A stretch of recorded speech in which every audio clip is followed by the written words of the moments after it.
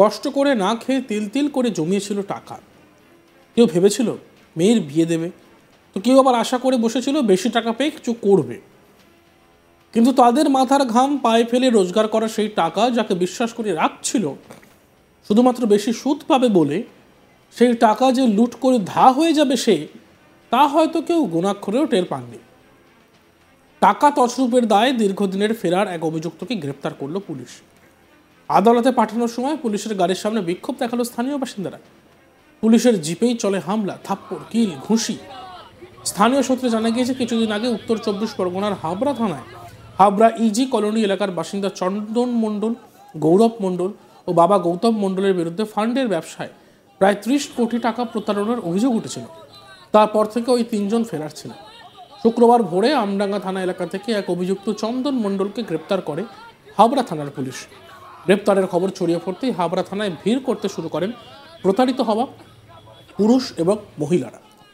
অভিযুক্ত চন্দন মণ্ডলকে 10 দিনের পুলিশি হেফাজতে বারাসাত আদালত দিয়েছে এবং পাঠানোর সময় গাড়ি ঘিরে ধরে রীতিমতো বিক্ষোভ চলতে থাকে। আর সেই সঙ্গে গাড়ির উপর যেমন খুশি থাপ্পড় মারতে দেখা যায় এলাকাবাসীদের। পাশাপাশি হাবড়া থানার পুলিশ গ্রেপ্তার করাতে হাবড়া থানার এক পুলিশ অফিসারের নামে গুণগান গাইতে দেখা যায়। আমরা দেখি এক অভিযোগকারী তিনি কি বলছেন।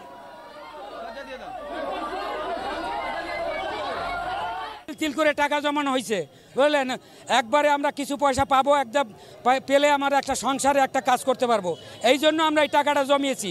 হ্যাঁ, একজন দুজন আমাদের স্টেশন চত্বরে বহু লোক, বহু দোকানদার এই টাকা আমরা জমিয়েছি, তিল তিল করে জমিয়েছি। আরও এক অভিযোগকারী সুমিতা বিশ্বাস কি বলছেন শুনে নেব। থানায় এসেছিলেন, অভিযোগ করেছেন, আজকে গ্রেপ্তার হয়েছে, কি বলবেন স্যার? আমরা স্যারকে ধন্যবাদ জানাচ্ছি।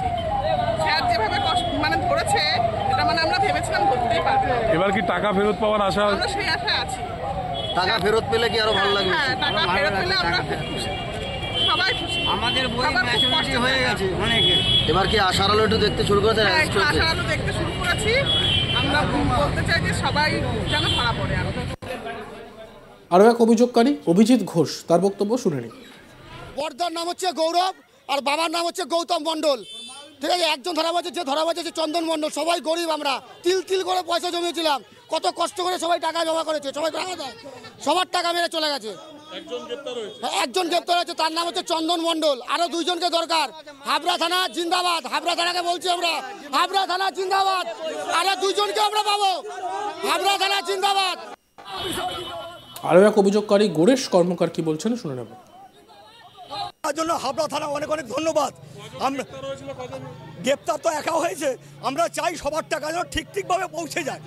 আমরা সবাই অনেক টাকা, প্রায় 60 কোটি 70 কোটি 100 কোটি প্রায়। চন্দন মণ্ডল, হ্যাঁ 2 জন পলাতক আছে, আরো 2 জন পলাতক আছে।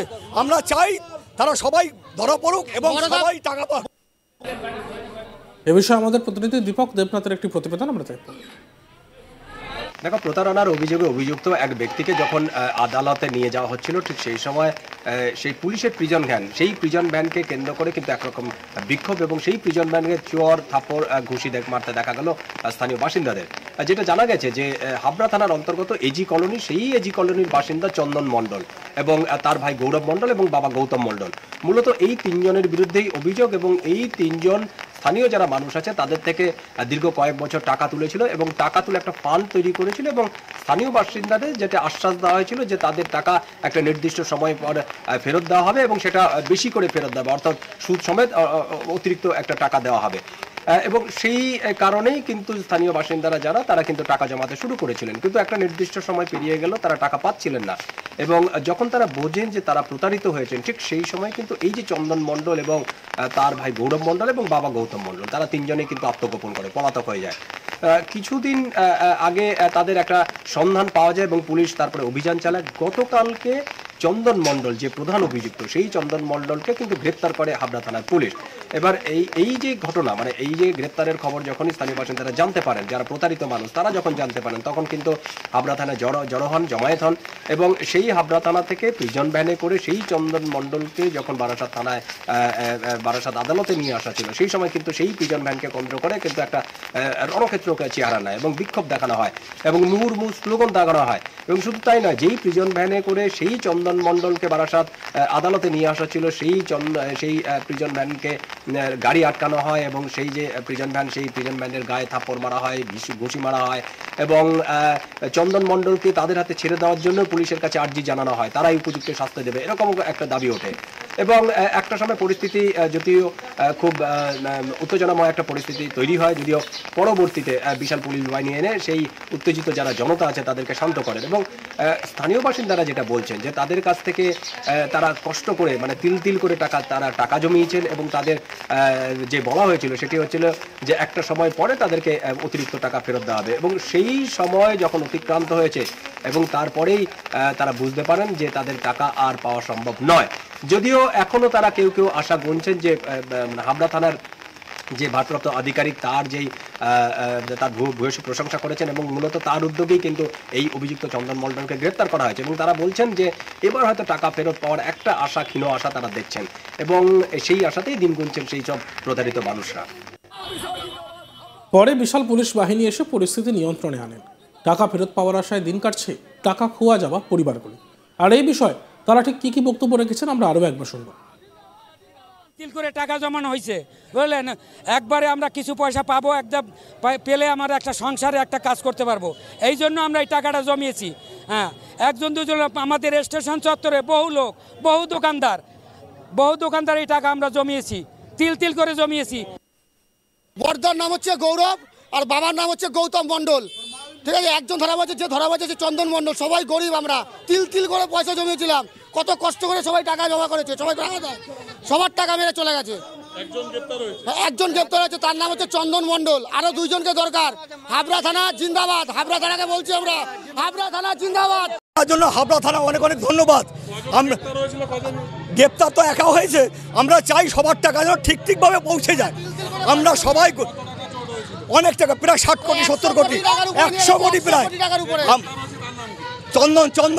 চন্দন মণ্ডল, হ্যাঁ, দুজন পলাতক আছে, আরো দুজন পলাতক আছে। আমরা চাই তারা সবাই ধরা পড়ুক এবং সবাই টাকা পাক। থানায় এসেছিলেন, অভিযোগ করেছেন, আজকে গ্রেপ্তার হয়েছে, কি বলবেন স্যার? আমরা স্যারকে ধন্যবাদ জানাচ্ছি। স্যার যেভাবে ধরেছে, এটা আমরা ভেবেছিলাম ধরতেই পারবে। এবার কি টাকা ফেরত পাওয়ার আশা? আমরা সেই আশায় আছি। টাকা ফেরত পেলে কি আরো ভালো লাগবে? হ্যাঁ, টাকা ফেরত পেলে আমরা খুশি, সবাই খুশি। আমাদের বই ম্যাচুরিটি হয়ে গেছে অনেকের। এবার কি আশার আলো একটু দেখতে শুরু করেছে? আশার আলো দেখতে শুরু করেছি। আমরা বলতে চাই যে সবাই যেন ধরা পড়ে।